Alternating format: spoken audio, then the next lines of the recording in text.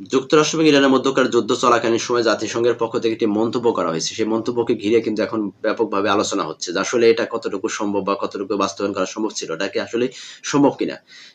সেটি হচ্ছে যে ইরান যুদ্ধে যুক্তরাষ্ট্রের ব্যয় $25 বিলিয়ন, সেটা কিন্তু আমরা অনেক প্রতিবেদনের মাধ্যমে আমরা জানতে পেরেছি। আমি একটি ভিডিওতে সেটা তুলে ধরার চেষ্টা করেছি। তিনি জাতিসংঘের পক্ষ থেকে বলা হয়েছে যে এই বিপুল সংখ্যক দরিদ্র মানুষকে সহায়তা করা যেতে পারে। মানে এই বিপুল সংখ্যক যে অ্যামাউন্টটা, এটা একটা দরিদ্র মানুষকে সহায়তা করা যেতে পারত, এমন মন্তব্য করেছেন জাতিসংঘের মানবিক সমন্বয় অফিসের প্রধান টম ফ্লেসার। তার মতে যে এই অর্থ দিয়ে প্রায় 9 কোটি দরিদ্র মানুষকে সহায়তার হাত বাড়িয়ে দেওয়া যেত বা সহায়তা করা যেত। তাদের পাশে অভাবগ্রস্ত মানুষদেরকে পাশে দাঁড়ানো যেত।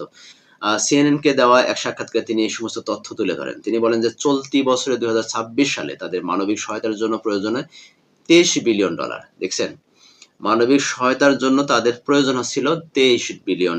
সেখানে যুক্তরাষ্ট্র কি করছে? ইরানের যুদ্ধে $25 বিলিয়ন খরচ করেছে, যেগুলো দিয়ে তারা 8,70,00,000 মানুষকে সহায়তা করতে পারবেন। তিনি বলেন যে আমাদের এই বছর 8,70,00,000 জীবন রক্ষার পরিকল্পনা রয়েছে। আর এই পরিকল্পনার খরচ হলো $23 বিলিয়ন। 26 সালে তাদের পরিকল্পনা আছে 8,70,00,000 মানুষের জীবনযাত্রা বা তাদের যে দরিদ্র মানুষগুলোকে পাশে সহায়তা করার একটা পরিকল্পনা রয়েছে জাতিসংঘের পক্ষ থেকে, মানবিক যে সংস্থা আছে সেখান থেকে।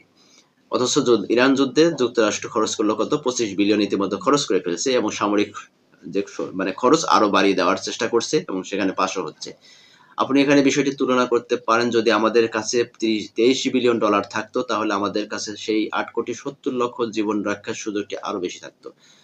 অর্থাৎ বলা হচ্ছে যে তাদের যে খরচ, এখানে যদি যুক্তরাষ্ট্র যদি এই $25 বিলিয়ন সহযোগিতা করতো তাহলে সেক্ষেত্রে কিন্তু তাহলে আহ তাদের যে এই যে গরিব মানুষকে সহযোগিতার পথটাকে আরো তারা কিন্তু প্রসার করতে পারতো। এদিকে যুক্তরাষ্ট্র এক কর্মকর্তা দেশটি পার্লামেন্টের প্রতিরক্ষা বিষয়ক কমিটিকে জানিয়েছে ইরানে হামলা চালাইতে গিয়ে তাদের এখন পর্যন্ত $25 বিলিয়ন খরচ হয়েছে, যা বেশিরভাগ খরচই হয়ে গেছে অস্ত্রের পিছনে। তবে সংশ্লিষ্ট একটি সূত্র সিএনএনকে বলেছে যে $25 বিলিয়ন খরচ কথা বলা হচ্ছে, সেটি হচ্ছে সর্বনিম্ন হিসাব।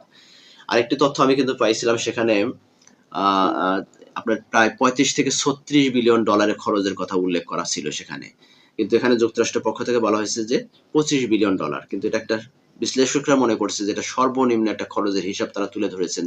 যদিও এটা হয়তোবা এর চেয়ে অনেক বেশি খরচ ইরান যুদ্ধে কিন্তু যুক্তরাষ্ট্র ইতিমধ্যে করে ফেলেছে, যেটি হয়তোবা তারা প্রকাশ করতেছে না। কারণ তারা অর্থনৈতিকভাবে কিন্তু এখন অনেকটাই কিন্তু ইরান যুদ্ধে গিয়ে তারা কিন্তু হিমশিমের মধ্যে পড়ে গেছে, যার কারণে তারা হয়তোবা এই খরচটাকে, অ্যামাউন্টটাকে তারা কমিয়ে রাখার চেষ্টা করছে বা প্রকাশ করার ক্ষেত্রে সেটা কিন্তু তারা একটু মানে এখানে তো মিথ্যার আশ্রয় নিচ্ছে। কারণ এটা এই খরচটাকে যুক্তরাষ্ট্রের জনগণের মধ্যে একটা তীব্র একটা আলোচনার জন্ম দিবে এবং বৈশ্বিকভাবে তারা কিন্তু একটা চাপের মধ্যে থাকবে যে ইরান যুদ্ধকে কেন্দ্র করে যুক্তরাষ্ট্র এত অর্থ ব্যয় করতেছে, যেটার কারণে ইরান থেকে আসলে তারা কি পাবে বা কি পাচ্ছে, এই বিষয়গুলো নিয়ে কিন্তু প্রশ্ন উঠছে। সে দেশের পার্লামেন্ট থেকে শুরু করে সাধারণ জনগণের মধ্যেও কিন্তু এখন প্রশ্ন যে যুক্তরাষ্ট্র আসলে ইরান যুদ্ধে গিয়ে কি অর্জন করলো এবং সেখানে গিয়ে যে এই যে বিলিয়ন বিলিয়ন টাকা মানে ডলার খরচ করতেছে, এটার বিনিময়ে তারা কি পাচ্ছে।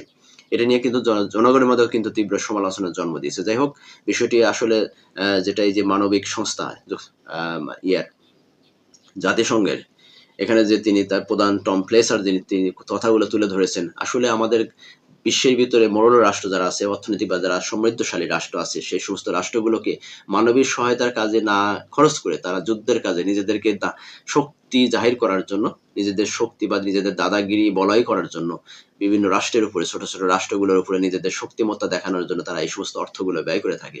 কিন্তু আসলে এটা কতটুকু আসলে মানবিক কাজ, সেটা তো আপনি অবশ্যই জানতে পারতেছেন যে আসলে এটা কতটুকু মানবিক। বিষয়টা হচ্ছে মানবিক কাজে ব্যয় করার চাইতে তারা মানুষকে ধ্বংস করার কাজে ব্যয় করে বেশি তারা। যাই হোক, বিশ্বের যে সমস্ত ধনী রাষ্ট্রগুলো আছে তাদেরকে তাদের মাইন্ড, তাদের যে চিন্তা ভাবনা, এগুলো চেঞ্জ করা উচিত। কারণ আমরা তো সবাই মানুষ, দিন শেষে গিয়ে সবাই মানুষ। কিন্তু একটা মানুষকে দামাইতে গিয়ে এত অর্থ ব্যয় করা, অথচ পাশে আরেকটা মানুষ না খেয়ে আছে সেদিকে আমাদের নজর দেওয়া, এটা আমাদের ব্যক্তি মানুষ থেকে শুরু করে রাষ্ট্রীয় পর্যায়ে একই অবস্থা কিন্তু ঘটে থাকে। সাধারণত আমরা দেখে আসছি যে আফ্রিকান অঞ্চলের মানুষগুলো না খেয়ে মরে যাচ্ছে, অথচ সেখানে জাতিসংঘ থেকে যতটুকু তারা সহযোগিতা করতে করতেছে। কিন্তু এই সমস্ত ধনী রাষ্ট্রগুলো কিন্তু তাদের দিকে খেয়াল নেই। তারা আছে যে যেখানে তাদের স্বার্থ আছে, বড় বড় যেখানে সম্পদশালী রাষ্ট্র আছে সেখানে আক্রমণ করবে, তাদের সম্পদ লুটপাট করবে, এইভাবেই তাদের চিন্তা ভাবনা কাজ করে, প্রতিনিয়ত আমরা দেখে আসছি। কিন্তু আসলে গরিব রাষ্ট্র বা গরিব মানুষদেরকে সহযোগিতা করা এই ধরনের রাষ্ট্রের চিন্তা ভাবনার মধ্যে পড়ে না। তারা কখনো এগুলো নিয়ে ভাবেও না যে কে খেয়ে আছে কে না খেয়ে আছে। যাই হোক দর্শক, এ পর্যন্ত আজকের ভিডিওতে। ভালো থাকবেন, সুস্থ থাকবেন। পরবর্তী ভিডিও পাওয়ার জন্য অবশ্যই চ্যানেলটাকে সাবস্ক্রাইব করে পাশে থাকা বেল আইকন চাপিয়ে রাখবেন। নতুন নতুন ইনফরমেশন যা আসবে সব সাথে সাথে আপনাদেরকে জানিয়ে দেওয়ার চেষ্টা করব। আল্লাহ হাফেজ। আসসালামু আলাইকুম ওয়া রাহমাতুল্লাহি ওয়া বারাকাতুহু।